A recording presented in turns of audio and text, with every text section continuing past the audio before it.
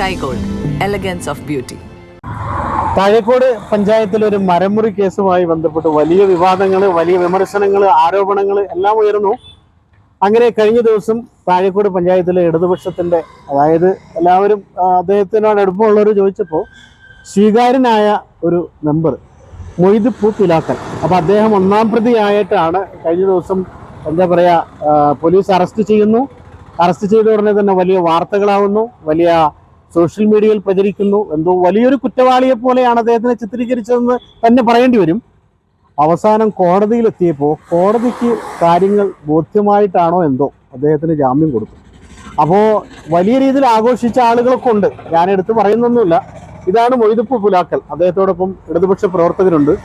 താങ്കൾ ഇന്നലെ കോടതി ജാമ്യം നൽകുന്നത് വരെ വലിയൊരു കുറ്റവാളിയായിരുന്നു, ഒരു മരം കൊള്ളക്കാരൻ എന്നൊക്കെയാണ് പറഞ്ഞത്. ഇനിയിപ്പോൾ താങ്കൾ വിമർശിച്ച, താങ്കൾക്കെതിരെ ആരോപണം ഉന്നയിച്ച് അവർക്കിനി എന്താവും പറയാനുണ്ടാവുക?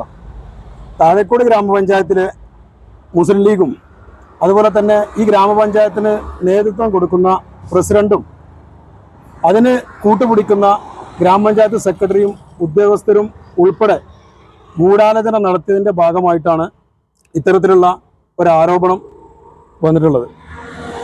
ഈ വിഷയത്തിൽ സംസ്ഥാന ഭരണം മുതൽ, അതായത് മുഖ്യമന്ത്രി, ആഭ്യന്തരമന്ത്രി, ലീഗിൻ്റെ 5ഓളം വരുന്ന ജില്ലയിലെ മന്ത്രിമാർ, MLA, ഗ്രാമപഞ്ചായത്ത് പ്രസിഡന്റ് ഉൾപ്പെടെയുള്ള ആളുകളുടെ ഗൂഢാലോചനയുടെ ഭാഗമായിട്ട് രാജ്യത്ത് ഏതൊക്കെ വകുപ്പുകളിൽ ചാർത്തി എന്നെ ഒന്നാം പ്രതിയാക്കാം എന്നുള്ള രീതിയിൽ ഇവർ FIR തയ്യാറാക്കി കേസ് രജിസ്റ്റർ ചെയ്തു. അതിൻ്റെ അടിസ്ഥാനത്തിൽ ഇന്നലെ കോടതിയിൽ ഹാജരാക്കി. കോടതിക്ക് ഈ പറഞ്ഞതിൽ ഒരു സത്യവുമില്ല, നിരപരാധിയാണ് എന്ന് തെളിഞ്ഞത് കൊണ്ട് മാത്രമാണ് ഇത്രയും വലിയ PDPP ആക്ട് ഉൾപ്പെടെയുള്ള കാര്യങ്ങൾ എനിക്കെതിരെ ചുമത്തിയിട്ടും കൃത്യമായ വീക്ഷണത്തോടു കൂടെയാണ് നിരപരാധിയാണ് ഈ ഒന്നാം പ്രതി എന്നുള്ളത് ജഡ്ജിക്ക് ബോധ്യപ്പെട്ടതുകൊണ്ടാണ് നിഷ്പ്രയാസം ഇരിക്കുന്നതിലെ ജാമ്യം കിട്ടിയത്.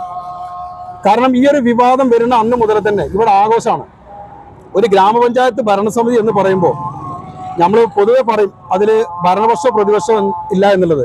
പക്ഷെ എനിക്ക് ചോദിക്കാനുള്ളത്, 15 വർഷമായി ഈ രാഷ്ട്രീയ പ്രവർത്തനത്തിൽ, പൊതുപ്രവർത്തന രംഗത്ത് 2017 ഈ ഗ്രാമപഞ്ചായത്തിലെ പ്രവർത്തനം തുടങ്ങിയതാണ്. 2015 ഇവിടെ ഗ്രാമപഞ്ചായത്തിലെ മെമ്പറാണ്. 2020 ഈ ഗ്രാമപഞ്ചായത്തിലെ ഉപാധ്യക്ഷനാണ്. ഇപ്പോഴും ഈ ഗ്രാമപഞ്ചായത്തിലെ മെമ്പറാണ്. എല്ലാ അധികാര സ്ഥാനങ്ങളും ഉണ്ടായിരുന്നിട്ട് പോലും ഈ ഗ്രാമപഞ്ചായത്തിലെ ആസ്തികൾ സംരക്ഷിക്കുക എന്നല്ലാതെ ഒരാസ്തിയിലും കൈ കടത്തിയിട്ട് ഈ നാട്ടുകാരുടെ ഈ പൊതു സ്വത്ത് അല്ലെങ്കിൽ ഒരു സംഭവം ഈ നാളെ ഇതുവരെ ചെയ്തിട്ടില്ല. കാരണം എനിക്ക് ചോദിക്കാനുള്ളത്, ഇവിടുത്തെ ഉദ്യോഗസ്ഥരോ അല്ലെങ്കിൽ പിന്നെ നിയമപാലകരോടോ അല്ല എൻ്റെ മത്സരം. ഈ താഴേക്കോട് ഗ്രാമപഞ്ചായത്തിലെ സാധാരണക്കാരായ പാവപ്പെട്ട ആളുകളുടെ കോടതിയിലാണ് എനിക്ക് മറുപടി പറയാനുള്ളത്. കാരണം അവർക്കറിയാം നാളിതുവരല്ല ഈ രാഷ്ട്രീയ പ്രവർത്തനത്തിൽ, ഈ പൊതുപ്രവർത്തനത്തിൽ, കാരണം കക്ഷി രാഷ്ട്രീയത്തിന് അതീതമായി ഈ നാട്ടിലെ സാധാരണക്കാരായ ആളുകൾക്ക് അവരുടെ ഒപ്പം നിന്ന് പ്രവർത്തിച്ചതാണ്. അതുകൊണ്ട് എന്ത് പ്രശ്നങ്ങൾ വന്നാലും ജനങ്ങൾ കൂടെ ഉണ്ടാവും. കാരണം ജനങ്ങളുടെ വിശ്വാസമാണ്.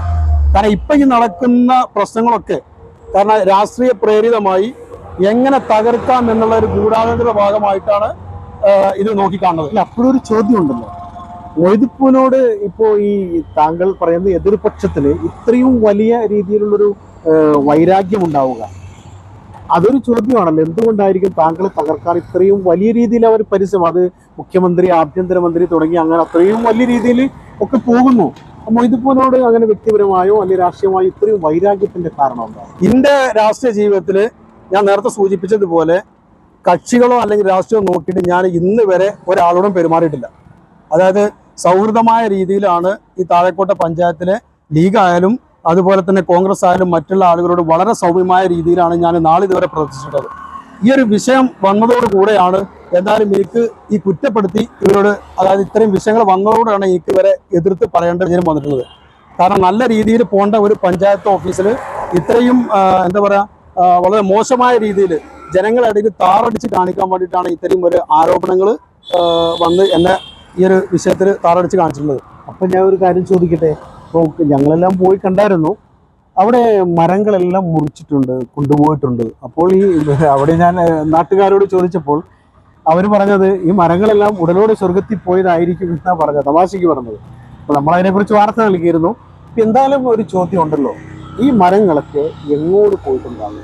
ഈ വിഷയത്തിലേക്ക് കടന്നു വരാം. അത് ആദ്യം വരേണ്ടതായിരുന്നു 24/5/2026 ഗ്രാമപഞ്ചായത്ത് ഭരണസമിതി യോഗത്തിൽ ഇങ്ങനെ ഈ 2-3 സ്ഥലങ്ങളിലെ അപകടകരമായ രീതിയിലുള്ള മരങ്ങൾ വെട്ടി മാറ്റണം എന്നുള്ള റിക്വസ്റ്റ് അപേക്ഷ ചർച്ചയ്ക്ക് വന്നു.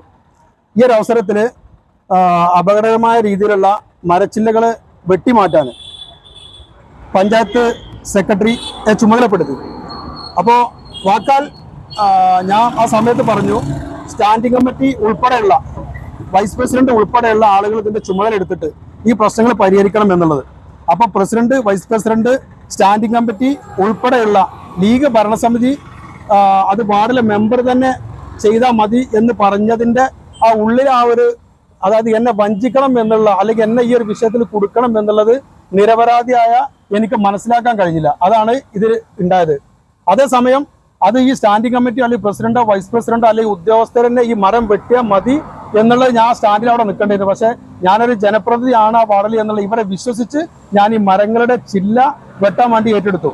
എന്തായാലും ഇവർ പറഞ്ഞ സ്ഥിതിക്ക് ഈ പറയപ്പെട്ട ഭാഗങ്ങളുടെ മരങ്ങളുടെ അപകടകരമായ രീതിയിലുള്ള മരച്ചില്ലകൾ മുഴുവനും വെട്ടി പൂർത്തിയാക്കി അവർക്കുള്ള തുകയും കൊടുത്തിട്ട് ആ പ്രശ്നം അവിടെ അവസാനിപ്പിച്ചിട്ടാണ് ഞാൻ പോയിട്ടുള്ളത്.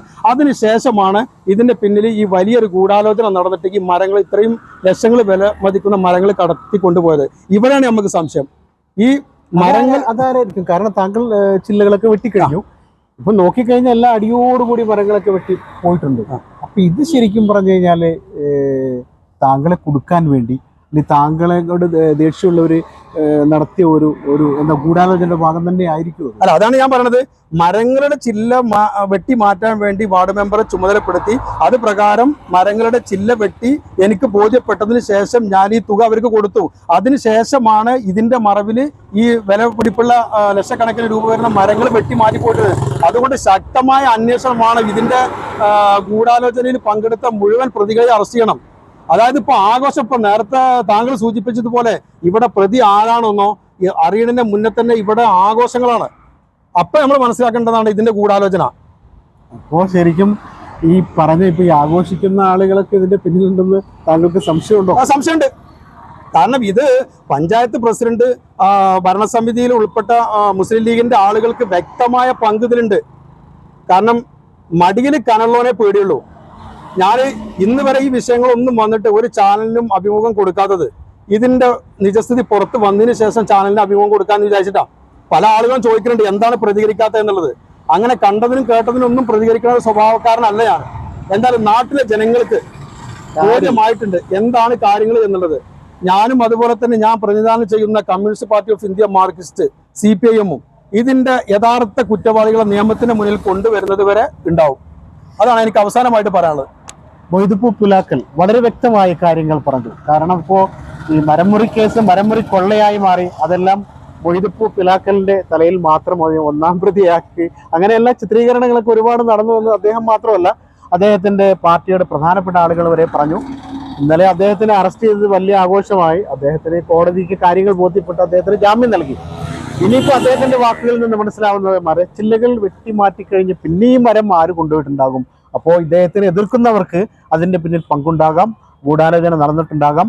ഈ ഏത് അറ്റം വരെയും ഈ ഗൂഢാലോചന നടത്തിയവരെ കണ്ടെത്താനും ഇത് കടത്തിയവരെ കണ്ടെത്താനും ഏത് അറ്റം വരെ സമരമുഖങ്ങളിൽ വരെ സമരരംഗത്തും പ്രക്ഷോഭവുമായി മൊയ്തുപ്പൂ പുലാക്കലും അദ്ദേഹത്തിന്റെ പാർട്ടി CPM-ഉം അദ്ദേഹത്തോട് സ്നേഹമുള്ള പാർട്ടി പ്രവർത്തകരും ഉണ്ടാകുമെന്ന ഒരു ഉറപ്പാണ് അദ്ദേഹം നൽകുന്നത്. ഏതായാലും ഇത്തരം സംഭവങ്ങൾ രാഷ്ട്രീയമാകാം, രാഷ്ട്രീയം മത്സരവുമാവാം. പക്ഷേ വ്യക്തിഹത്യയിലേക്ക് നീങ്ങുമ്പോൾ രാഷ്ട്രീയത്തിന്റെ ആ നല്ല വശം മാറിപ്പോവുകയാണ് എന്നാണ് എനിക്ക് പറയാനുള്ളത്. സത്യം പുറത്തു വരട്ടെ, സത്യം വെളിപ്പെടട്ടെ, ജനങ്ങൾക്ക് സത്യം ബോധ്യപ്പെട്ടു എന്ന് അദ്ദേഹം പറയുന്നു. അപ്പോൾ ഈ അവസാനം വരെ ഇതിന്റെ എല്ലാ കാര്യങ്ങളും മരം കടത്തിയത് ആരാണെന്ന സത്യവും കൂടി പുറത്തു വരാനുണ്ട്. അതുവരെ നാട്ടുകാരും ഈ വാർത്തകളെല്ലാം കണ്ട ആളുകളും കാത്തിരിക്കേണ്ടി വരും. നമുക്ക് കാത്തിരിക്കാം. Jabbar Venad, one news, Perinthalmanna. സന്തോഷങ്ങളും വിഷമങ്ങളും ജീവിതത്തിന്റെ ഒരു ഭാഗമാണ്. പ്രത്യേകിച്ചും വിചാരിക്കാത്ത നേരത്തുള്ള സാമ്പത്തിക ആവശ്യങ്ങൾ. ഇനി നിങ്ങളുടെ എല്ലാ സാമ്പത്തിക ആവശ്യങ്ങൾക്കും ഒരു വഴിയുണ്ട്. UGS gold loan. നിങ്ങളുടെ ഏത് സാമ്പത്തിക ആവശ്യങ്ങൾക്കും ഒരു വഴിയുണ്ട്. UGS Gold Loan.